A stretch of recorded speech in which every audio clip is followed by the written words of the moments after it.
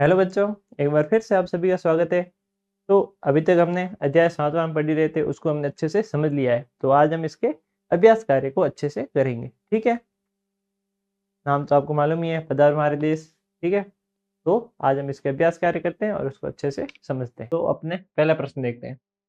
पहला प्रश्न अपन को दे रखा है, आपका शहर या गाँव यदि बोल पाता तो क्या बातें करता, बताइए? जिस प्रकार हमने अध्याय में पढ़ा कि राजस्थान जो है वो बोल के बात कर रहा है, ठीक है? इसी प्रकार से जिस शहर में हम रहते हैं या जिस भी गाँव में अपन रहते हैं, अगर वो बोल पाता तो हमसे क्या बातें करता, अपन को बताना है। तो मुझे अपने खेतों की मिट्टी, पेड़ों की छाँव और बच्चों की हँसी याद है। अब सब बदल गया है पर जब त्योहार पर तुम लौटते हो, मैं फिर से मुस्कुराने लगता हूँ। तो गाँव या शहर क्या बात करता है? नॉर्मल यही करता है कि अपने खेतों की मिट्टी, पेड़ की छाँव, ठीक है? जिस प्रकार से पहले के समय में बच्चे हुआ करते थे, तब खेलते थे अच्छे से, लेकिन अब वो सब कुछ बदल गया है। यानी कि अब डिजिटल अब ज़माना थोड़ा डिजिटल हो गया है, तो सब मोबाइल में लगे पड़े हैं, ठीक है?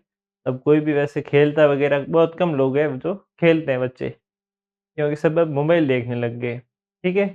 इस प्रकार से अब लोग बाहर भी रहने लग गए हैं, तो गाँव कहता है कि जब त्योहार पर तुम लौटते हो, तब मैं मुस्कुराने लगता हूँ, यानी कि खुश होता हूँ।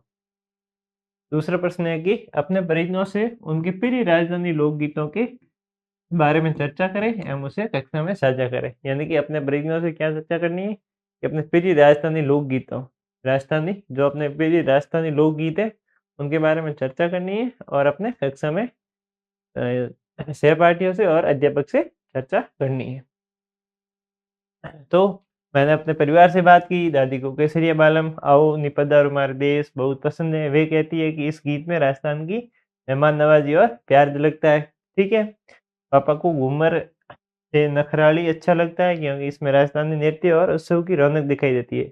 दोनों गीत सुनकर सच में लगता है कि राजस्थान गाता भी है और मुस्कुराता भी है। यानी कि जो भी अपने मनपसंद गीत है, राजस्थानी लोकगीत जो भी अपने मनपसंद है, वो अपने परिवार के साथ, अपनी कक्षा के सहपाठियों के साथ, अपने जो भी मित्र हैं, अध्यापक हैं, जो भी अपने परिजन लोग हैं, उनके साथ साझा करना है।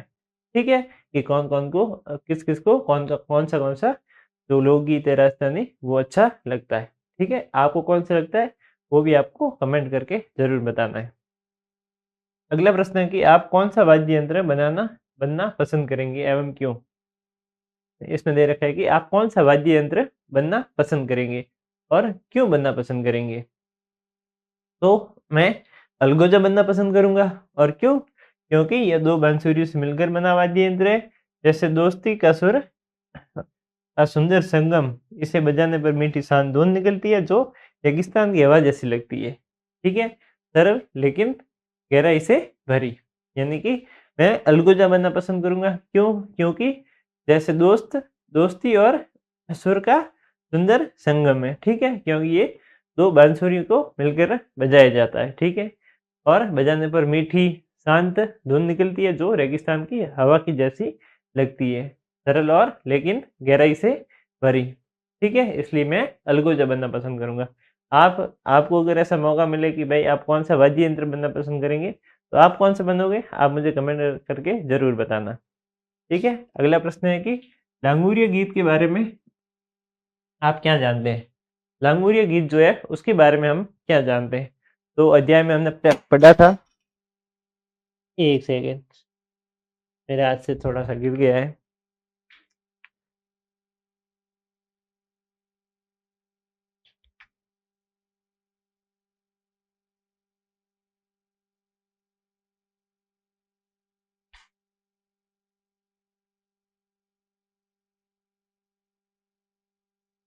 ठीक। लांगुरिया गीत राजस्थान के करौली और भरतपुर क्षेत्रों में गाया जाने वाला लोकगीत है, ठीक है? करेलू और भरतपुर वाले क्षेत्र है ना, उनमें गाया जाने वाला एक लोकगीत है लांगुरिया। ये गीत आमतौर पर केवला देवी, ठीक है? केला देवी के मंदिर में मेलों या उत्सवों के साथ गाया जाता है। यानी कि ये लोकगीत जो है वो केला देवी के ऊपर बनाया गया है, ठीक है? और लांगुरिया गीतों में मजाकिया और चंचल बोल होते हैं और लंगूजा जो गीत है उसमें मजाकिया बोल होते हैं और बहुत ही चंचल, ठीक है? जो हँसाने वाले, जिन पर लोग रखते हैं। इन गीतों की लय और ताल इनकी मनमोहक होती है कि सुनने वाला सुख-दुःख यानी कि खुद ब खुद नाचने लगता है। ठीक है?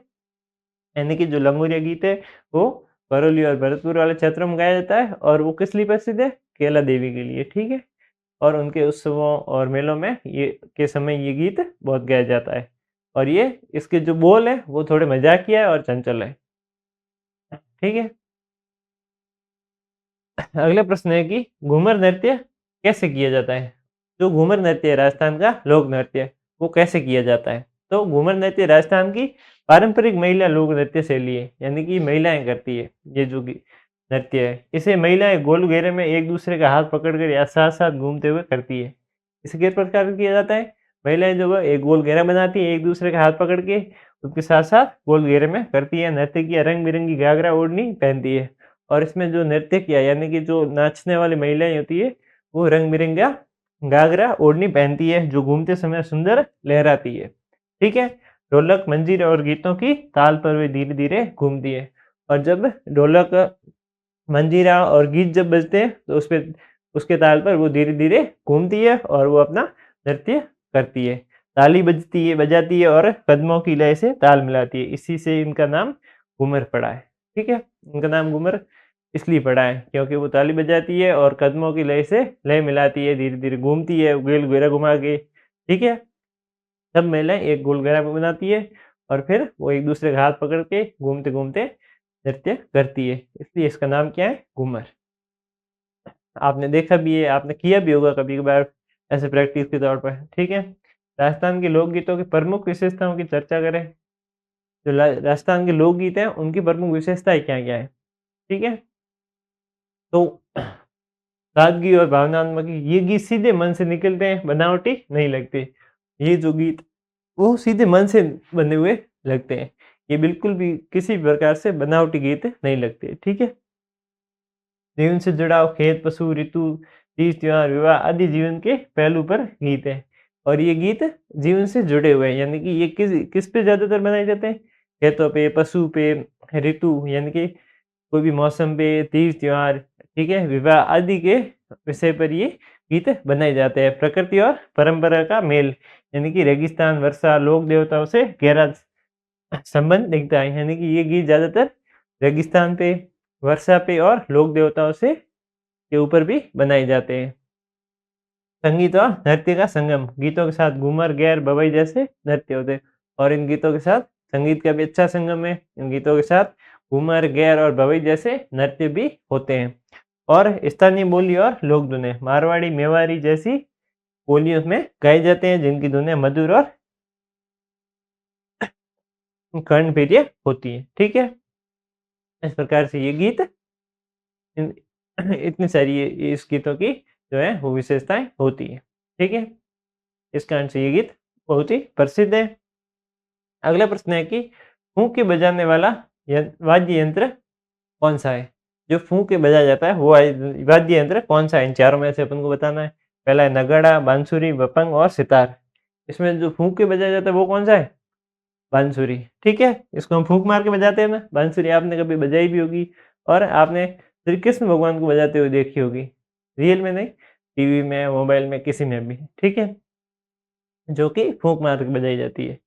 अगला प्रश्न है कि साइबेरिया से आने वाले पक्षी को राजस्थान में किस नाम से जाना जाता है? जो पक्षी साइबेरिया से आते हैं, उनको किस नाम से जाना जाता है? तो हमने अध्याय में पढ़ा था कि बगुला, हंस, कुरजा या कोयल। तो जो साइबेरिया से पक्षी आते हैं, उनको किस नाम से जाना जाता है? उनको कुरजा के नाम से जाना जाता है। ठीक है? जो साइबेरिया से पक्षी आते हैं। ठीक है? अगला है सत्य और असत्य। इनमें से सत्य कौन-सा है और असत्य कौन-सा है?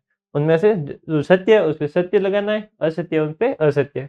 कैला देवी के मंदिर में गाए जाने वाले गीत लांगुरिया कहलाते हैं। बिल्कुल सही है। ठीक है? हमने पढ़ा भी था। और कालबेलिया इस प्रकार का वाद्य यंत्र होता है। नहीं, ये बिल्कुल भी गलत बात है। कालबेलिया नृत्य होता है एक प्रकार का। बपंग एक राजस्थानी लोक वाद्य यंत्र है। बिल्कुल सही बात है। अग्नि नृत्य विष्णु संप्रदाय के लोगों द्वारा किया जाता है। ये बिल्कुल भी असत्य बात है। तो ये मैंने सत्य और असत्य लगा दिए। ये हमने अध्याय में ही पढ़ा था कि जो केवला देवी के मंदिर में गाए जाने वाले गीत है वो लांगुरिया कहलाते हैं, ठीक है। और कालबेलिया एक प्रकार का वाद्य यंत्र है, बिल्कुल भी नहीं। कालबेलिया हमने पढ़ा था कि कालबेलिया एक लोक नृत्य है, ठीक है। और भपंग एक राजस्थानी लोक वाद्य यंत्र है, बिल्कुल। हमने ये भी पढ़ा था कि भपंग जो है वो एक वाद्य यंत्र है। और अग्नि नृत्य विष्णु संप्रदाय के द्वारा किया जाता है, बिल्कुल भी नहीं। अग्नि नृत्य जसनाती संप्रदाय है उसके द्वारा किया जाता है, उसके लोगों द्वारा किया जाता है। अब अगला देखते हैं। अगला प्रश्न अपन को मिलान करना है, ठीक है। स्थानीय शब्दावली और मानक शब्दावली, यानी कि ये दो शब्द दे रखे हैं, एक जो कि अपनी स्थानीय भाषा में बोला जाता है और दूसरा जो कि हिंदी भाषा का शब्द है, ठीक है। इनमें से जो भी शब्द जो है वो एक दूसरे के समान है, उनको आपस में मिलाना है। तो पहले का है म्हारा, ठीक है। म्हारा किसे बोलते हैं कि ये म्हारा है, मेरा, ठीक है। म्हारा बोलते हैं मेरा को। दूसरा है खेता, खेत बोलता है खेत को। और संवाद, संवाद किसे बोलते हैं स्वाद। और अस्वार यानी कि सवार।